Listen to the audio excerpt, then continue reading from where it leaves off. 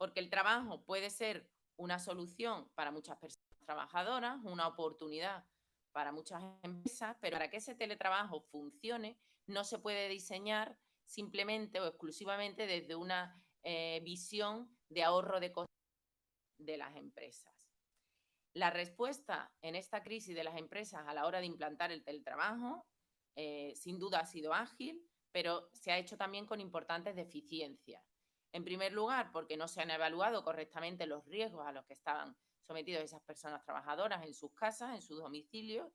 También porque no se ha hecho con los medios materiales necesarios para desarrollar ese teletrabajo y tampoco con la formación necesaria, entre otras cuestiones.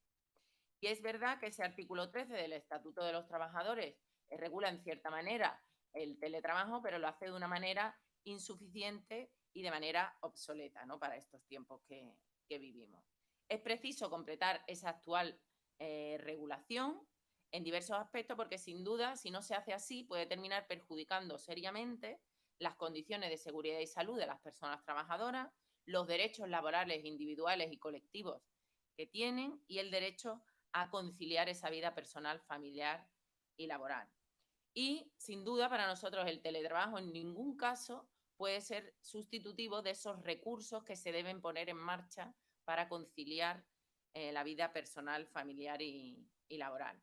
Por eso, para nosotros hay importantes cuestiones que deben ser atendidas. En primer lugar, que el teletrabajo no se haga siempre con igualdad de acceso y de no discriminación, porque a ver si ahora el teletrabajo va a ser exclusivo para las mujeres y encima va a terminar perjudicando sus posibilidades de promoción, sus posibilidades de acceso de empleo o su carrera profesional, o va a restringir la concesión de permisos o las gratificaciones que se dan en las empresas, o eso va a evitar que no se implanten los necesarios protocolos en materia de violencia de género, de acoso sexual y acoso por razón de sexo.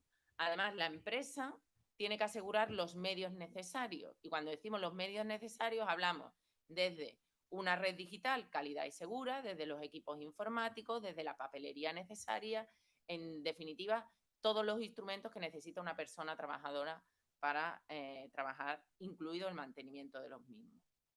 Igualmente, también este teletrabajo se debe realizar con una seguridad en el derecho a la vida privada, y ahí incluimos la importante desconexión digital, porque con esta pandemia hemos visto que se han dibujado los límites entre la jornada laboral y el tiempo de descanso necesario o de vacaciones de las personas trabajadoras, ¿no? También el derecho a la intimidad, porque muchos nos tememos que con la implantación del teletrabajo pueden venir el uso de dispositivos de vigilancia, de grabación de sonidos o de sistemas de geolocalización para las personas que vulneran derechos fundamentales para ellas. También es necesario que se aplique en su integridad la Ley de Prevención de Riesgos Laborales para que se proteja la salud de las personas trabajadoras, y también permitiendo el respeto a la confidencialidad y a la protección de datos. Cuestiones también importantes: la adecuada formación e información, que actualmente no se ha dado en estas condiciones, y la imprescindible compensación de gastos, porque ahora mismo a las personas trabajadoras no se les compensa ni la electricidad que están consumiendo, ni la calefacción, aire acondicionado, ni las conexiones de datos, el desgaste del mobiliario que tienen en casa, y además toda esa compensación de gastos se debe de asegurar con la actualización conforme al incremento del coste de la vida, ya sea por el IPC o por cualquier otro índice.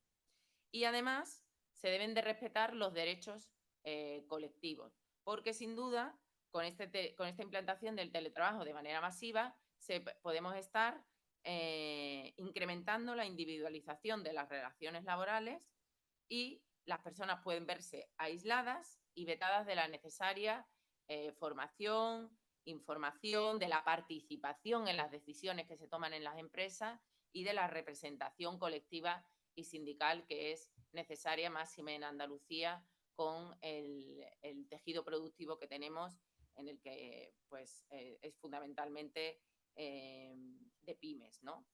Y en esto, además, la negociación colectiva tiene un papel fundamental, porque en los convenios colectivos se deben de ir incluyendo cláusulas que vayan avanzando en derechos para las personas trabajadoras, desde la implantación de las jornadas continuas, de esa flexibilización de horarios que es necesaria, la alternancia entre el trabajo presencial y no presencial para evitar ese desarraigo laboral y la individualización, ampliando también los derechos de representación sindical y tendiendo a esa reducción de la jornada laboral que es necesaria a ese umbral de las 30 horas semanales. Porque con la implantación de las nuevas tecnologías hemos tenido un incremento de esa productividad de las personas trabajadoras que se ha trasladado exclusivamente en beneficios empresariales, cuando en realidad deben de ir dirigidos a mejorar la vida de las personas trabajadoras, ya que se tengan más tiempo para ese desarrollo personal y profesional, ¿no? Ahora mismo estamos en condiciones de disminuir esa jornada laboral para que las personas tengan también más posibilidad de conciliar y de llegar a esas medidas que hemos puesto en el documento que presentamos hoy, ¿no? Y que van desde compaginar ese calendario laboral con ese calendario docente, desde las jornadas, el tiempo de jornada laboral, con ese tiempo que están los menores en los centros educativos, etcétera, ¿no? Y todo el resto de medidas que es necesaria. En definitiva, nosotros decimos que sí al teletrabajo, pero desde luego tiene que ser en unas condiciones reguladas y con derechos asegurados por la normativa o por la negociación colectiva, ¿no? Y bueno, ya sin más, si tenéis alguna pregunta.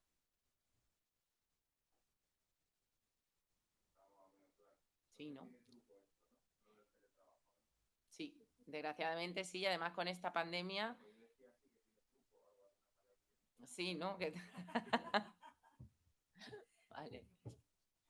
En definitiva, la pandemia lo que ha mostrado es que el teletrabajo al final tiene truco y que se debe de dar en unas condiciones seguras y con derecho y con una regulación que es necesario complementar a la actual que hay en estos momentos.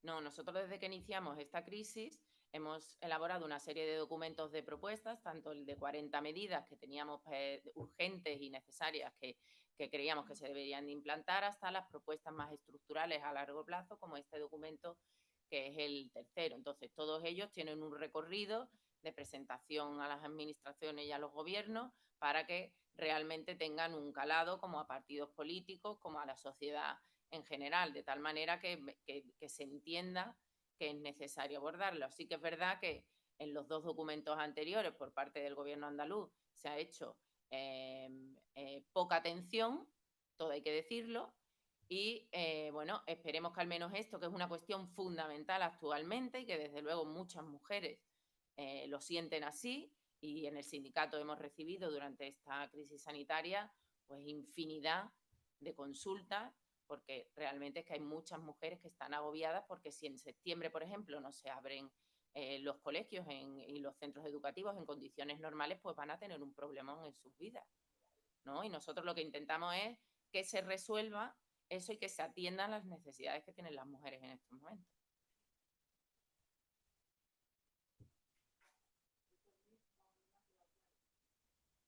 Sí. ¿Se ha habilitado por las preguntas por...? No. Vale, no ha llegado. Pues entonces ya está. Muchísimas gracias a todos y a todas.